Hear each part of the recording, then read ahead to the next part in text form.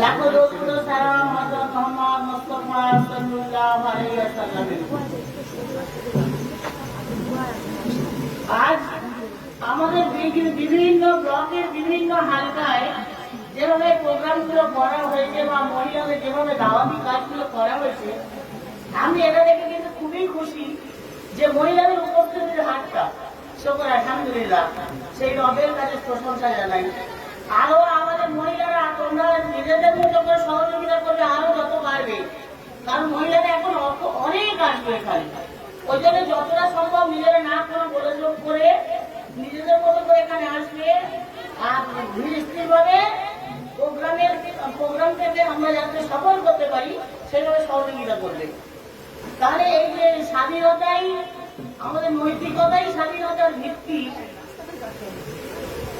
এইটার উপর যে বক্তব্য রাখার কথা বলা হয়েছে, সারা বাংলাব্যাপী সারা ভারতব্যাপী যে প্রোগ্রাম চলছে প্রচার, আমরা সবাই জানি নৈতিকতাটা কি। এটা একটু কঠিন মনে হচ্ছে, নৈতিকতাটা কি? নৈতিকতা হলো মানবিক মূল্যবোধ, মানে আমরা যেটা পরের কাছ থেকে আশা করবো, যদি ভালোটা আশা করি আমরা ওদের সঙ্গে ভালোটাই করবো, এটাই হচ্ছে আমাদের নৈতিকতা। তাহলে স্বাধীনতা আমরা সবাই চাই যে স্বাধীন হতে চাই, তাহলে স্বাধীনতা মানে কি স্বেচ্ছাচারিতা? স্বাধীনতা মানে কি অর্ধনগ্ন নগ্ন পোশাক পরে সমাজে এই বিকিনি পরে আমরা কি ঘুরে বেড়ানো? তাহলে স্বাধীনতা মানে এটা নয়। স্বাধীনতা মানে লিভ টুগেদার নয়। লিভ টুগেদার করে স্বাধীনতা করে আমরা সমাজে যারো সন্তান উপহার দিই, এটাই আমাদের কাজ। তাহলে স্বাধীনতা মানে আমাদেরকে স্বাধীন থাকতে হবে মূল্যবোধকে বজায় রেখে। স্বাধীন মহিলাদেরকে আল্লাহ রাব্বুল আলামিন বলেছে তোমরা স্বাধীনতা চাও, তোমাদের যেমন আমি আদেশ করেছি নিষেধও করেছি। তাহলে আদেশ করেছি আর নিষেধও করেছি, তাহলে আদেশটাকে মানলে কি হবে? আদেশটাকে মানলে আমার ভালো হবে, নিষেধটাকে মানলে আমার ভালো হবে। তাহলে এখন আমার বোরকা পরিহিত হতে হবে। এটা আমরা যদি বলি যে প্রত্যেককে শালীন পোশাক করতে হবে সমাজে, যাতে পুরুষরা আমাদের না ইফতিজিং করতে পারে, আমরা না পুরুষের পণ্য দ্রব্য হই।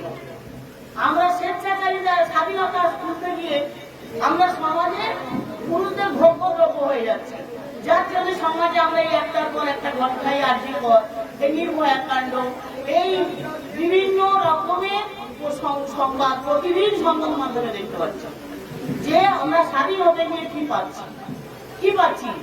নিজেদের সব হারিয়ে ফেলছে, মা তার সন্তান হারাচ্ছে, বাপ সন্তান হারাচ্ছে, আর আমরা একটার পর একটা মহিলারা ক্রমশ খারাপিতে চলে যাচ্ছে। তাহলে আবার এখন আবার বলি যে পোশাক পরতে গেলাম, হয়তো আমরা বোরকা পরে বেরোচ্ছি, কিন্তু বোরকার ভিতরে খারাপি হচ্ছে। বোরকা পরে মানুষ কি করছে না, লোক চক্ষুর আড়ালে চলে যাচ্ছে, কেউ দেখতে পাচ্ছে না। তাহলে বোরকা পরলে শুধু হবে না, কি থাকতে হবে? তাকওয়া, মানে আল্লাহ ভীতি। আমাদের আল্লাহ ভীতিটা সব থেকে জরুরি, কারণ সোশ্যাল মিডিয়া যখন ফোন আমার হাতে চলে আসছে, ফোনটা নিয়ে আমি যখন ঘরের দরজা লাগিয়ে দিচ্ছি, তাহলে ফোনটা আমার হাতে আছে, সেখানে আর কেউ নেই, ফোন আর আমি। তাহলে আমি যা খুশি স্বেচ্ছাচারিতা করতে পারি, যা খুশি দেখতে পারি। এই ফোনটাই আমাকে সব থেকে পরিবর্তন করতে পারে, ভালো কিছু দিতে পারে। এই ফোনের কাছ থেকে আমি অনেক কিছু ভালো দিতে পারি, আবার এই ফোনটাই আবার আমাকে সব থেকে সমাজের নির্দিষ্ট মানে দিতে পারে, খারাপগুলো। তাহলে কি করতে হবে? ফোন হাতে নেওয়ার আগে আমার আল্লাহকে স্মরণ করতে হবে যে আমি ফোনে যা দেখছি কেউ না দেখতে পাক, আমার আল্লাহ দেখতে পাচ্ছি। তাহলে মহান রব্বুল আলামিনকে ভয় করতে হবে, আর এই তাকওয়াটা হচ্ছে আসল। আর সেগুলো কে দেবে? ছোট্টবেলা থেকে আমরা যদি সন্তানকে মানুষ করি, ছোটবেলা থেকেই আমি কিন্তু মা মানুষ করতে পারি, তাই না? তাকে আল্লাহ ভয় দেখিয়ে, তাকে নবী রাসূলের গল্প বলে বিভিন্ন ভাবে আল্লাহ ভীতির দরকার, যে আমরা খারাপি করলে আমার এই পরিণতি আছে, আমি ভালো কাজ করলে আমার পরকালে আছে।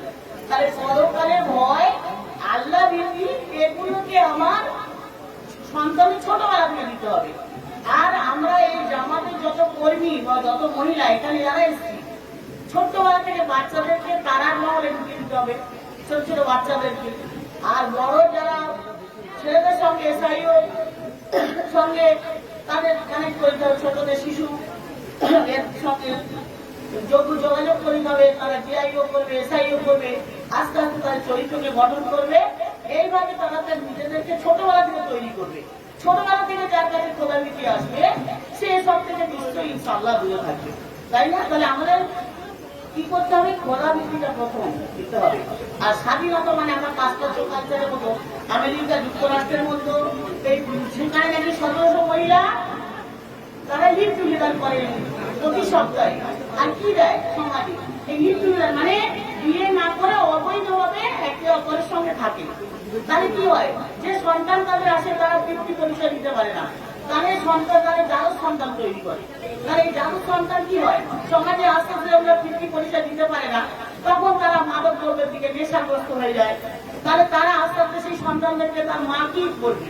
তার নিজের ক্যারেক্টারই ঠিক নেই, সেই বাপ নেই তার, আর সে মা বলতেও পারে না, তাই তাদেরকে মানুষও করতে পারে। তাহলে এইভাবে জারজ সন্তান তারা উপহার দেয় সমাজে। তাহলে এই লিভ টুগেদার, এই স্বাধীনতার নামে স্বেচ্ছাচারিতা আমরা বন্ধ করবো, নিজেদের শালীন পোশাক করবো, নিজেদের লজ্জাহীনতাকে লজ্জাহীন হয়ে যাবো না, লজ্জাশীলতা বজায় রাখবো।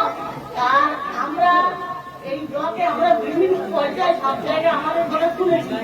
এর আমাদের বিভিন্ন রাজ্য পর্যায়ে কর্মীরা সব এসছে, দায়িত্বশীলা। তাহলে এদেরকে এদের বক্তব্য আমরা শুনবো আর কোনো বিশৃঙ্খল করবো না। এই বলে আমি আমার কথা শেষ করছি। আসসালামু আলাইকুম ওয়া রাহমাতুল্লাহ।